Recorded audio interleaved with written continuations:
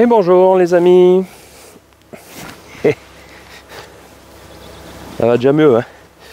Bon, aujourd'hui donc on va installer les chasses-abeilles et sur les ruches pour pouvoir faire une récolte. Alors une petite différence cette année, c'est-à-dire que j'enlève les hausses, enfin du moins je dépile les hausses et je mets le chasse-abeille directement sur le corps de ruche parce que j'ai des chasses-abeilles qui sont très épais contenant les abeilles donc dessous. Qui fait un petit peu entre guillemets office de hausse, quoi. Voilà, en fait en deux mots, je mets pas de hausse vide sous le chasse-abeille. Voilà, en général je mets toujours ça, mais après ça fait revenir et en fait je trouve que c'est la manipulation pour pas grand chose, quoi. Voilà, bon, donc là c'est parti, allez on y va. Alors celle-ci, très belle colonie, elle a fait deux hausses celle-là. Il y en a quand même qui ont fait du miel, hein. Bon, mais bon, pas toutes, hein. Allez, donc celle-ci, je vous la montre un peu, mon truc. Donc, je dépile à côté, parce que celle-ci, on va mettre un chasse-abeille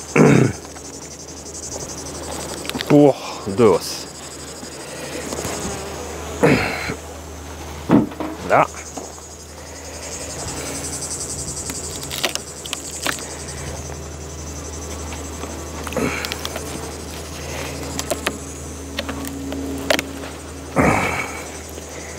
Voilà.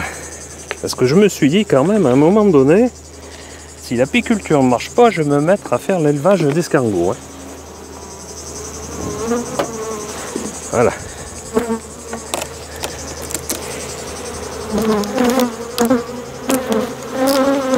Pourquoi pas, d'ailleurs. Ça peut être un bon truc, ça. Oh, là, elle bouge un peu. Bon, allez, chasse-abeille. Donc, ça, c'est le chasse-abeille type gros débit, j'appelle ça.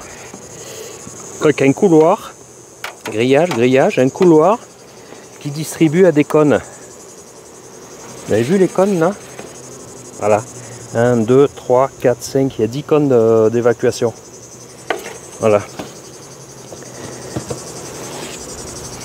Allez. On rempile.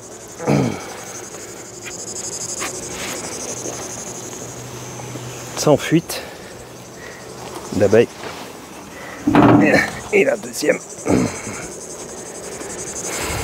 Et là, demain, tout le monde est descendu dans le corps, hein. Allez, on vérifie l'étanchéité de la pile. Là c'est bon, là c'est bon. Pas d'abeilles qui puissent passer. Le nourrisseur c'est bon.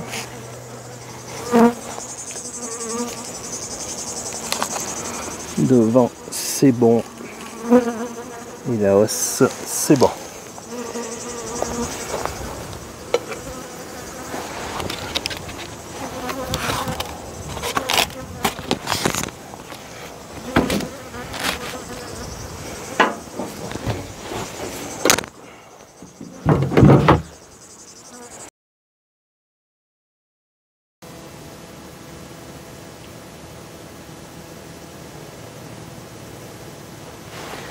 Bon, alors avec la chaleur, j'ai la caméra qui s'est arrêtée évidemment. Alors j'étais en train de dire, parce que là vous n'avez pas, je parlais tout seul quoi en fait. Je vous ai perdu, vous m'avez perdu, tout le monde s'est perdu. Bon, alors je fais vite un petit point avant de passer à la deuxième partie. J'y vois plusieurs avantages quand même, parce que dans ces points négatifs, il y a quand même des avantages. C'est que je retrouve des colonies quand même très belles, avec beaucoup de provisions. Des grosses colonies qui sont concentrées dans le corps, que j'ai pu sauver, les nourrir quand il faisait mauvais temps là, ce printemps, donc c'est les colonies que j'ai pas perdues heureusement. Il y a au moins cet avantage là. Deuxième avantage, c'est qu'elles ont des provisions. Troisième avantage, c'est que je vais pouvoir faire un traitement à l'acide oxalique très rapidement là, à la tombée de la nuit ou le matin très tôt quand il y a toutes les butineuses, évidemment sans les hausses quoi. Et un autre avantage, c'est que je vais pouvoir m'occuper aussi des reines à remplacer. Et un autre avantage, c'est que j'aurai moins de boulot en miellerie. Voilà.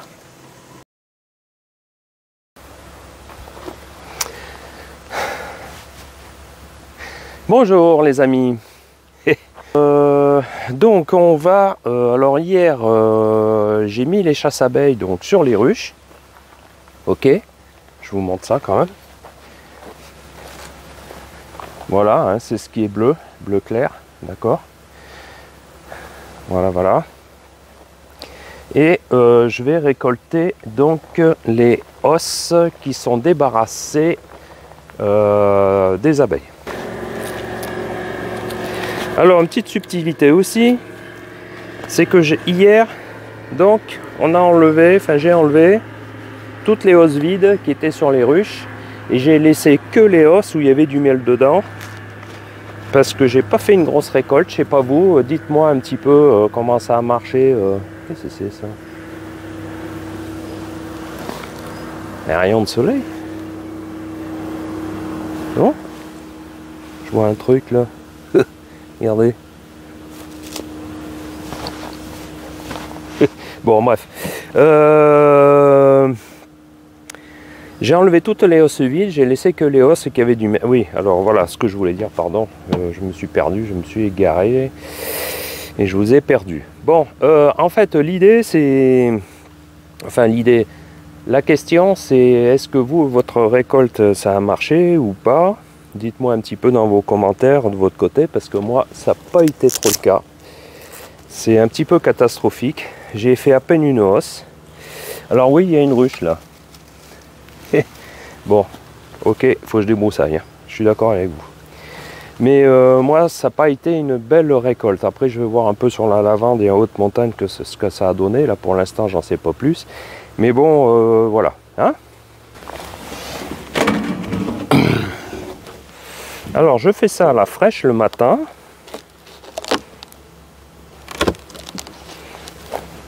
Il fait moins chaud et les abeilles n'ont pas eu le temps de connaître le chemin de retour.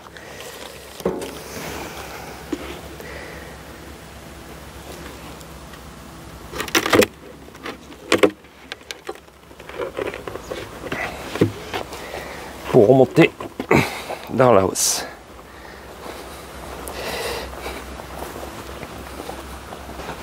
Si vous voyez, c'est marrant, ça fait un reflet. Allez, c'est parti. Enfin, on continue. On enlèvera les chasses abeilles qu'après. Ça évite l'effervescence, quoi. Au fur et à mesure. Pour l'instant. Voilà, toiture sur le côté.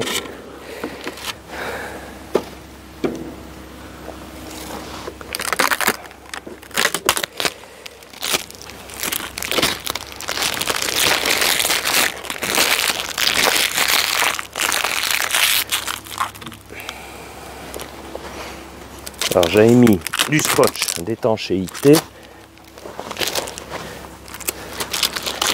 pour éviter le pillage, quoi, évidemment. Voilà, ça n'a pas été une bonne année, je reconnais. J'espère que l'année prochaine, ce ne sera pas comme ça.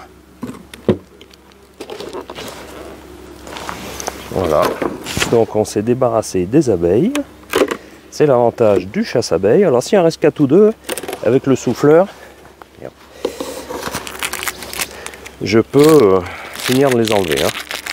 Voilà. L'avantage, c'est qu'il n'y a pas de miel qui coule, il n'y a pas de pillage. L'avantage du chasse-abeilles, en fait, c'est ça.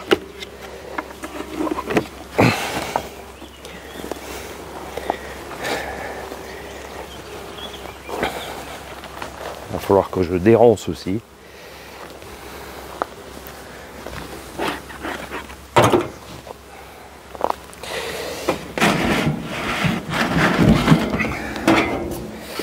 Alors rares sont les ruches qui ont 2 os à récolter. En général, elles m'ont fait qu'une hausse. Bon, j'ai quelques ruches dans le rucher là, qui ont 2 hausses de miel quand même. C'est bizarre qu'il y ait des différences comme ça.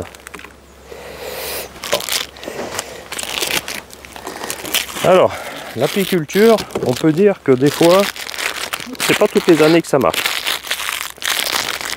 D'accord? Et ben ouais, il y a des années c'est sans miel.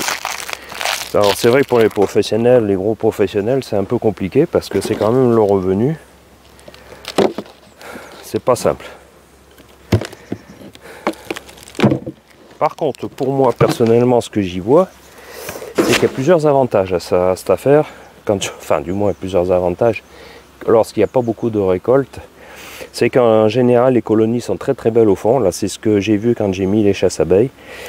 On a des colonies blindées d'abeilles en bas, de couvains, etc. Puis surtout des provisions. Donc, ce sera quand même ça de gagner. Moins de travail dans la mairie, évidemment. On regarde les points positifs, hein, d'accord.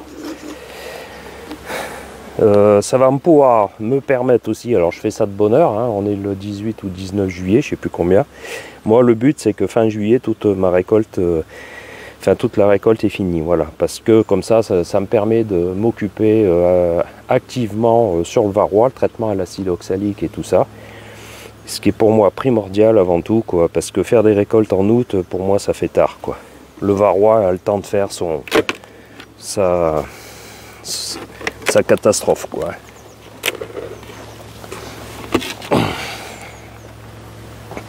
Bon, je vous cache pas que les hausses ne sont pas très très lourdes, certaines.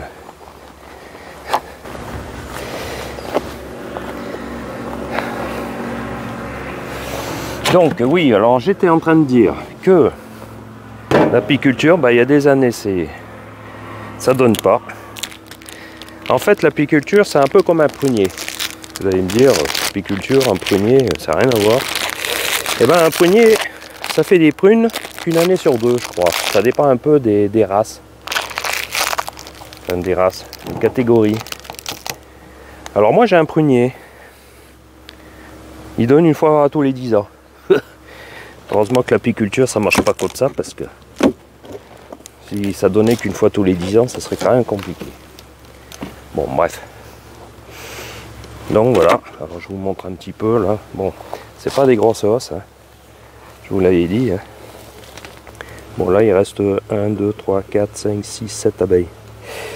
Voilà, ça c'est mis plein. Celui-là est presque vide, ça c'est plein. Et là c'est vide. Là il y a 4 kg, quoi, 5 kg, hein, pas plus. Hein. C'est pas mirobolant, hein, l'affaire. Bon, après je vais vous en montrer qu'il y en a un peu plus quand même, mais il est vrai que c'est pas... Alors il est 8h30 du matin, enfin un peu plus peut-être maintenant. À la fraîche on fait ça. Enfin, à la fraîche, si l'on peut dire. Il commence déjà à faire chaud. Mais hier je m'en suis vu quand même, hein, avec la chaleur. Alors celle-là encore un peu moins même. Alors c'est bien débarrassé des abeilles. Par contre vous allez voir que sous le chasse-abeilles, il y a des abeilles. Hein. Allez hop.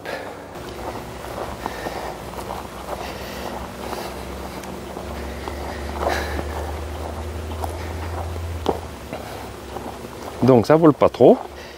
Donc je fais des piles de 5. Voilà. Ok, une fois que ma pile de 5 est faite, je la prépositionne. Je mets un couvre-cadre pour éviter le pillage éventuel. Voilà.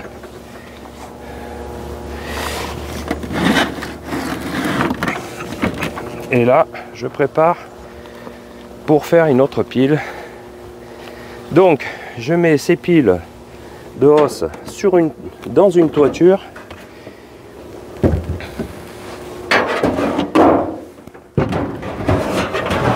Comme ça.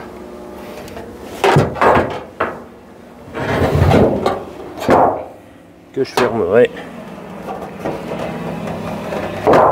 avec ça.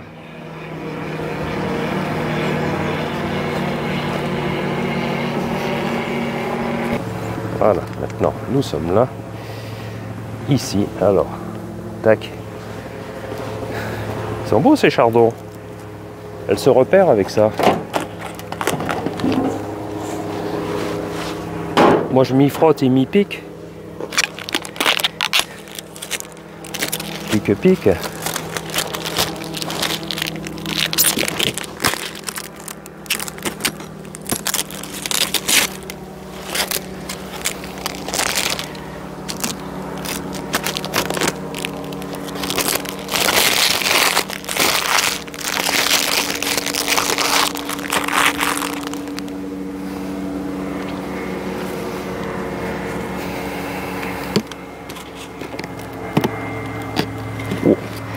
Excellent. Oh, purée.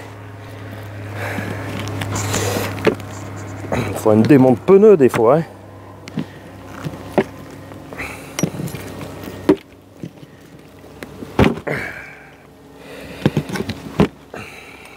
Purée. Alors celle-là par contre, elle est quand même bien pleine. Il y a quand même des différences hein, entre les ruches qui ont essaimé et puis... d'accord. Je vous mets la tête au-dessus. Là c'est plein, là c'est vide, les extrémités, mais sinon là ça va. Il y en a une là encore. Je veux dire qu'est-ce qui se passe. Voilà, voilà.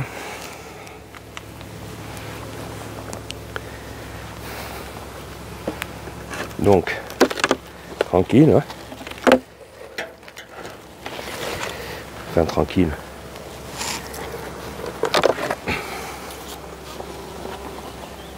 Donc tout en hauteur. Gestes et postures, n'oubliez pas les gars. Alors je vous ai pas montré ma brouette à ruche par contre. En fait c'est une brouette où j'ai enlevé la benne et j'ai fixé à la place une toiture à l'envers. Alors soit je mets mes hausses dedans directement et je porte à la brouette, ou soit je pose une ruche vide dans cette brouette et ça avec une toiture dessus et ça me fait une table plus haute pour enlever les hausses, mettre le chasse-abeille, remettre les hausses ou alors sur la ruche d'à côté. Voilà. D'accord.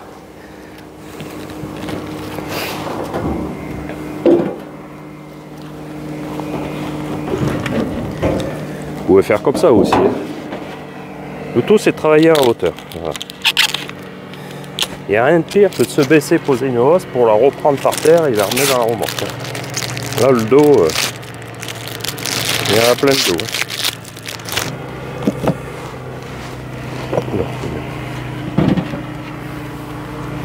Ouais, ça l'a un peu moins. Et ça, de toute façon, c'est pas une surprise pour moi parce que quand j'ai mis les chasses abeilles, j'ai vite vu celle qui, à peu près la quantité de miel qu'il y a. Hein. C'est pas violent. Je peux vous dire que par rapport aux autres années. Alors par contre, j'ai pas une grosse récolte. Alors ce qui me surprend un peu, alors je suis dans la pampa là. Ce qui me surprend un peu, c'est qu'il y a un immense champ de lavande à 2,5 km. Je pensais qu'elles y allaient. Et en fait, le miel n'a pas du tout de goût de lavande. Donc, ce qui veut dire qu'elles n'y vont pas. À 2,5 km, elles n'y vont pas. Alors pourquoi? Parce qu'elles se sont suffies à elles-mêmes, certainement, sur les sources de nectar qu'il y a plus à proximité, quoi. Ce qui veut dire qu'en deux mots, à 2,5 km, soit c'est pas rentable pour elles, ou soit elles l'ont pas vu. Ça m'étonnerait un peu. Ou soit que ça fait trop loin, tout simplement. Hein.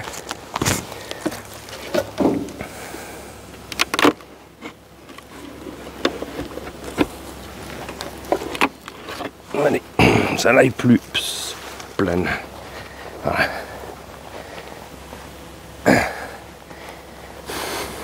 Alors après, vous pouvez récolter directement au souffleur sans passer par l'étape des postes des chasses abeilles aussi. Hein.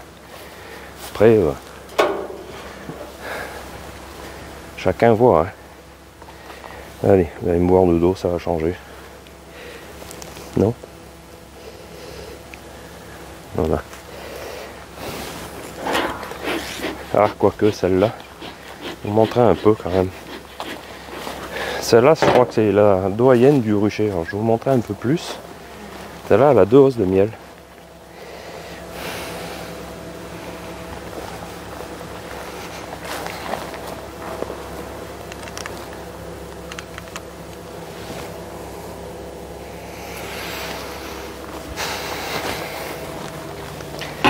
Celle-là, c'est celle qui a travaillé le mieux.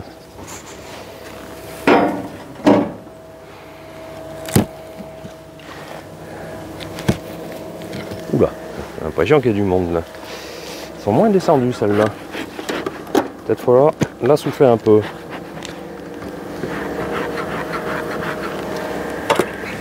Alors on n'en fume pas trop, hein, pour pas trop donner de... Oh non, ça va. Pour pas trop donner de goût de fumée au miel. Alors ici c'est un miel qui est très doux.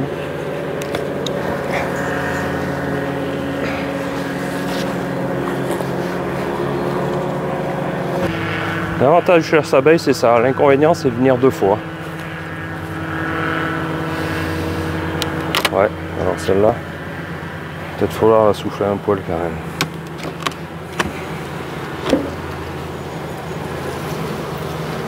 Ou alors secouer le cadre. Peut-être faire ça.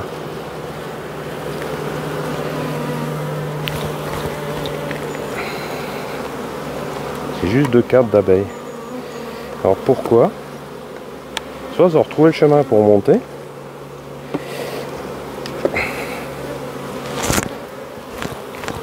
Voilà, ça suffit. Ou soit j'ai mis le chasse-abeille à l'envers. Ce qui m'étonnerait parce que... Oh purée!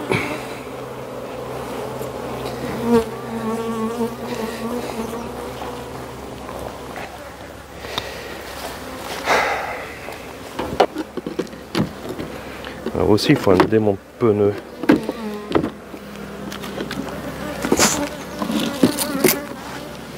Voilà. Bien chasse-abeille. Ah bah oui, alors je décolle et ça se recolle. La bricole. Alors maintenant on n'a pas forcément fini. Je vous montre ça. On va attaquer à enlever les chasses-abeilles.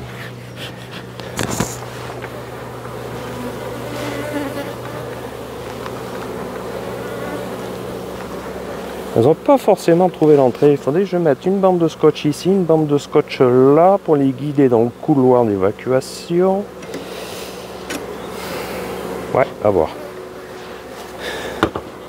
Parce qu'elle reste là sur le grillage. Peut-être pour ça que ça marche pas forcément bien ceux-là. Alors voilà ce qu'on trouve. Ok. Enfin, ce qu'on trouve. On va pas trouver des escargots, hein, c'est sûr. Hein. Voilà. Alors il y en a qui font des paquets d'abeilles comme ça, qui introduisent une reine dans une ruchette, et puis voilà. Tout ça, ce sont des abeilles qui finissent par disparaître et on ne sait jamais trop où en fait. Sauf si on vous fait un dessin.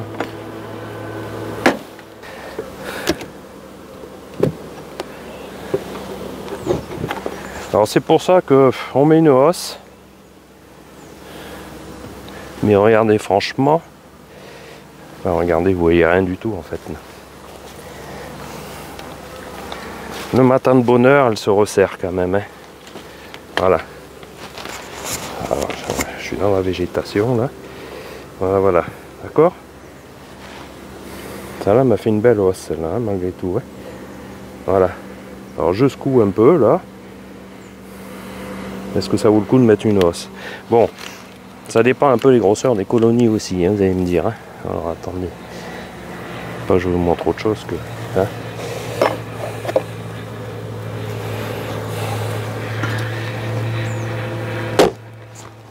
Alors j'aime pas trop faire ça, on tape pas sur les cadres, on tape sur le rebord de ruche. Ce qui est pas mieux. C'est fait à toiture.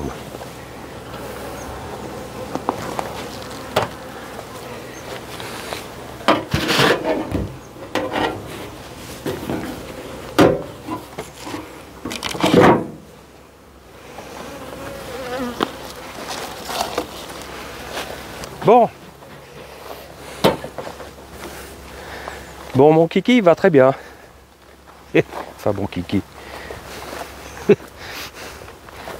Mon kiki à moi. Voilà.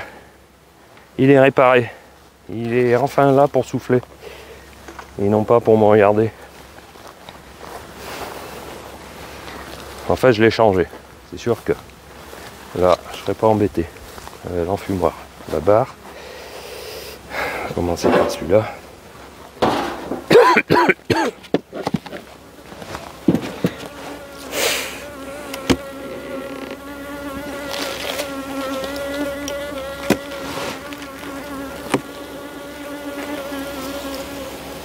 Ouais, pas plus de monde que de culotte de zouave. Hein. Voilà. Elles sont douces. Il y a quand même une mielée. Hein. Je peux vous dire qu'il y a quand même une mielée dans l'histoire. Je sais pas où elle est cette mêlée, depuis le temps qu'on l'attend.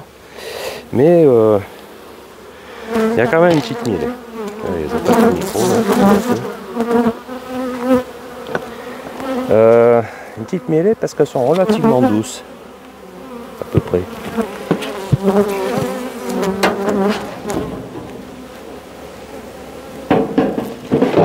Voilà. Bon, ça nécessite pas, franchement, je trouve que ça nécessite pas de mettre une hausse derrière. Enfin, du moins dans ce rucher là. Maintenant, peut-être qu'ailleurs, sur la lavande, ça sera peut-être pas pareil. L'avantage, c'est que quand je reviens ici, ce sera pour soit marquer les rennes qui ont été changées, ou des rennes qui sont échappées au marquage. Mais comme ça, j'en profite pour les marquer, etc. Ou soit...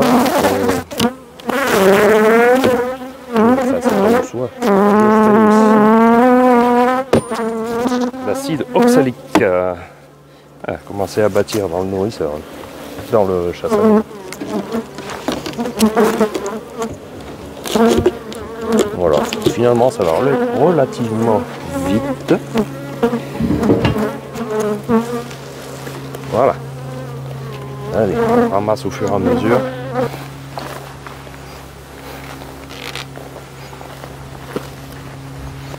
Alors, on va voir celle-là, une particularité. Pourquoi ça n'a pas fonctionné? C'est-à-dire, il n'y a pas une goutte de miel dans cette ruche. Alors, soit elle a essaimé, qu'elle a renouvelé sa reine, ou soit pas. Donc, on va regarder un peu de quoi est-elle faite, cette colonie.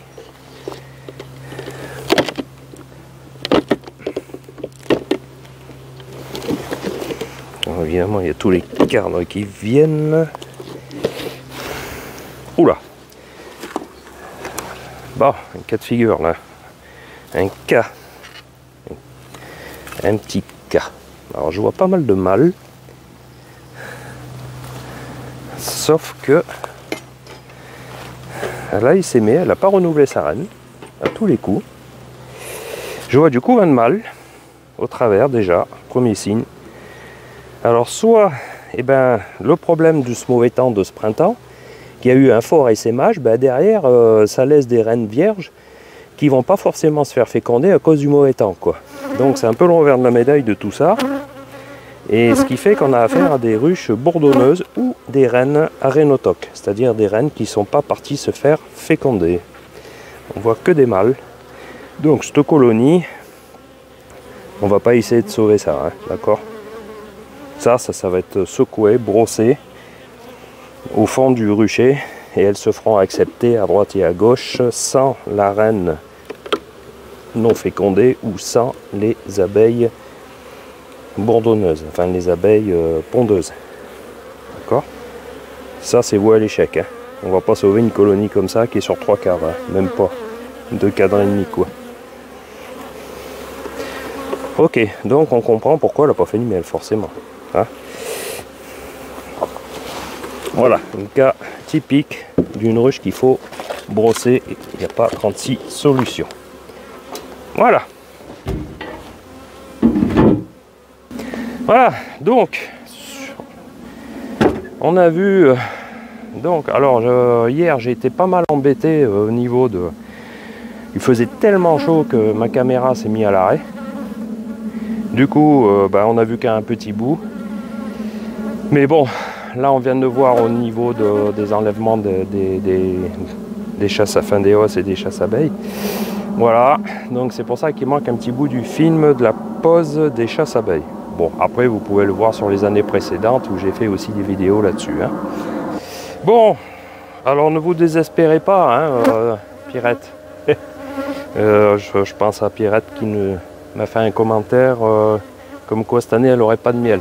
Bah oui, mais bon, c'est vrai que voilà, c'est des années vraiment extrêmement très particulières. Oula, oh, j'espère que je ne me suis pas perdu là-dedans. Bon, pour dire que c'est une année très compliquée, que moi, en plus de 30 ans d'apiculture, j'ai jamais vécu un truc pareil, quoi. Hein, avec un printemps aussi catastrophique, etc. Donc évidemment, après le miel, c'est difficile de retaper des colonies et faire autant de miel. Hein.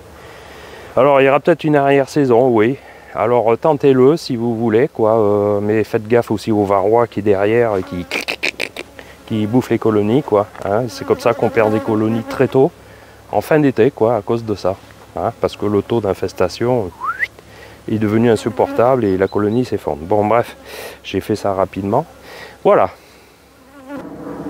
Et bien sur ce, on va se quitter. Moi, je vais continuer sur d'autres ruchers, là, ce matin. Voilà, moi, mon principe, c'est l'après-midi, la veille, ou en fin d'après-midi, même en soirée, pose des chasses abeilles, le lendemain à la fraîche, c'est déjà de les enlever. Voilà, avec les os, évidemment. Hein. Voilà, ben sur ce, n'oubliez pas de vous abonner pour ne pas louper des épisodes qui pourraient vous intéresser. Et puis sur ce, on se retrouve pour de nouvelles aventures. N'oubliez pas de liker, merci, au revoir.